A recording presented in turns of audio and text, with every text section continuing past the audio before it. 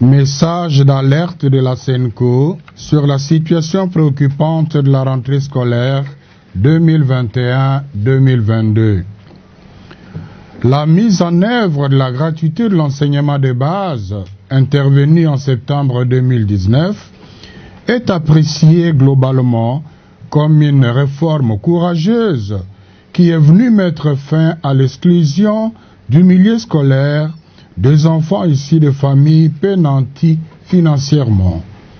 Cependant, force est de constater que c'est avec beaucoup de peine que l'année scolaire 2020-2021 a réussi à se terminer dans une relative paix sociale. Suite à la pandémie de Covid-19, la prise de mesures sanitaires fortes et contraignantes a perturbé le calendrier scolaire et le fonctionnement normal des écoles. Nous avons apprécié le réaménagement du calendrier scolaire jusqu'au 8 septembre pour avoir une année scolaire normale. Dans nos précédents points de presse, état de lieu sur la mise en œuvre de la gratuité dans les écoles conventionnées catholiques du 13 janvier 2021, nous avons relevé plusieurs facteurs internes et externes qui constituaient une menace sérieuse sur la viabilité de l'école et la qualité de notre système éducatif. Plusieurs recommandations ont été formulées au gouvernement pour rectifier les tirs et viser l'atteinte effective des objectifs.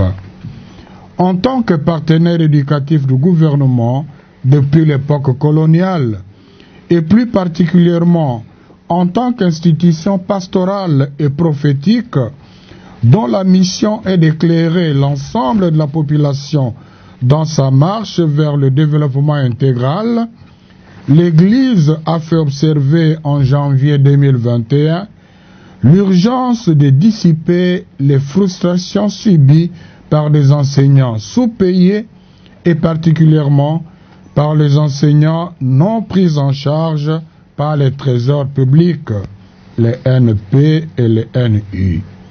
Parmi les recommandations formulées, on y trouvait 1. Une rémunération décente pour tous les enseignants, y compris les NP et les NU. 2. Le financement correct du fonctionnement des écoles et des bureaux gestionnaires. 3.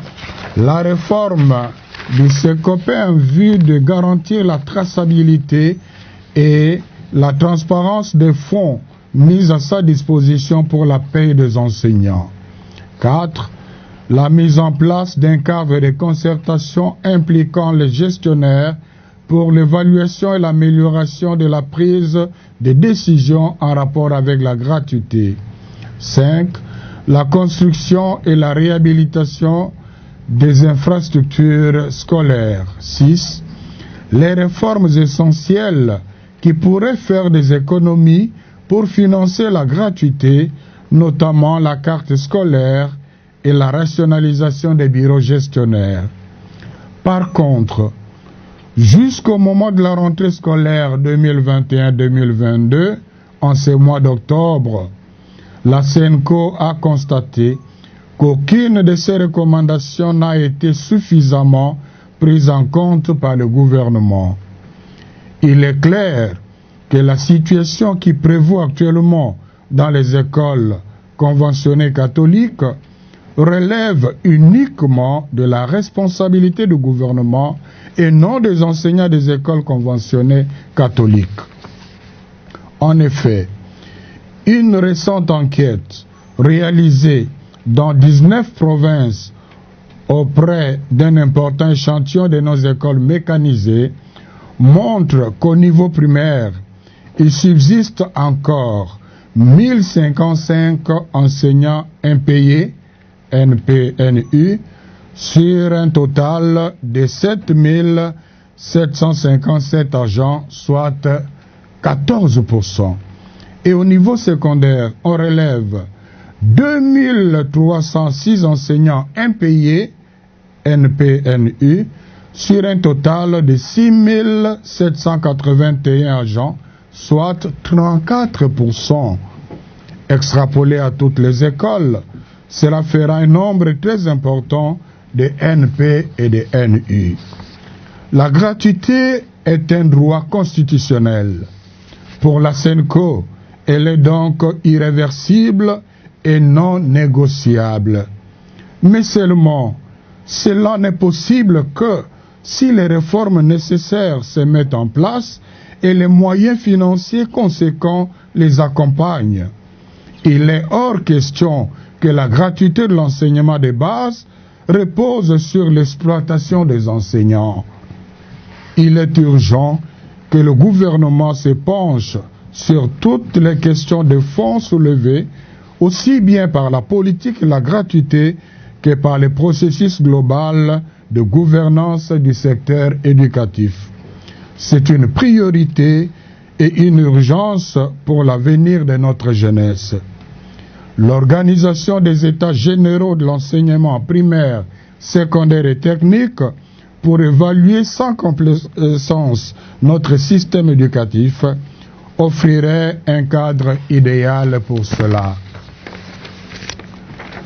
N'est-il pas temps pour le gouvernement d'abandonner les approches qui n'apportent aucune solution et que tout le monde reconnaît comme peu constructives dans la gestion de la crise actuelle? Il s'agit par exemple de la banalisation du déclin que connaît actuellement notre système éducatif, notamment dans les conditions des apprentissages, infrastructures, manuels, méthodes d'enseignement et d'évaluation, et dans la qualité de la formation dispensée. 2. La politisation du mouvement de grève actuel qui ne découle que du sous-financement de l'éducation, d'un manque de redevabilité de ses dirigeants et non du refus de la gratuité par les réseaux conventionnés catholiques. 3. Les intimidations et les menaces envers les enseignants qui ne réclament que leurs droits, confèrent accords de Bibois à défaut des accords de Mboudi, alors qu'ils se sont sacrifiés pendant 2 ans pour le lancement de la gratuité dans l'attente des promesses toujours non tenues de paiement de 2e et 3e paliers. 4. La désactivation abusive des écoles et d'enseignants qui fonctionnent régulièrement. Quoi qu'il en soit, la SENCO réitère sa disponibilité à accompagner la mise en œuvre effective et réaliste de la gratuité de l'enseignement de base, pour autant que le gouvernement soit ouvert à une collaboration sincère.